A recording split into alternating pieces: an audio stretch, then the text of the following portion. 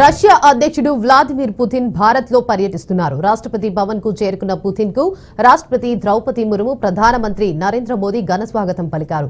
అనంతరం పుతిన్ త్రివిధ దళాల గౌరవ వందనం స్వీకరించారు. రాష్ట్రపతి భవన్ కార్యక్రమం ముగిసిన అనంతరం పుతిన్ రాజ్ ఘాట్ కు వెళ్లారు. ఇక అక్కడ మహాత్మా గాంధీ సమాధిని సందర్శించి నివాళులు అర్పించారు.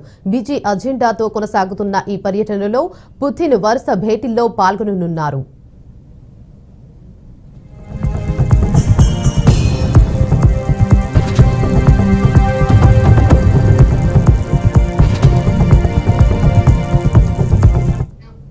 అనంతరం హైదరాబాద్ హౌస్ లో భారత్ రష్యా 23వ శిఖరాగ్ర సమావేశం జరగనుంది. ఇక ఈ కార్యక్రమానికి రష్యా అధ్యక్షుడు హాజరు కానున్నారు. ఈ కార్యక్రమంలో మోదీ, పుతిన్ మధ్య ద్వైపాక్షిక వ్యూహాత్మక రక్షణ, ఆర్థిక అంశాలపై కీలక చర్చలు జరగనున్నాయి. ఇక మధ్యాహ్నం 1:50 ఇద్దరు నేతలు ఉమ్మడి పత్రికా సమావేశంలో పాల్గొనున్నట్లు సమాచారం.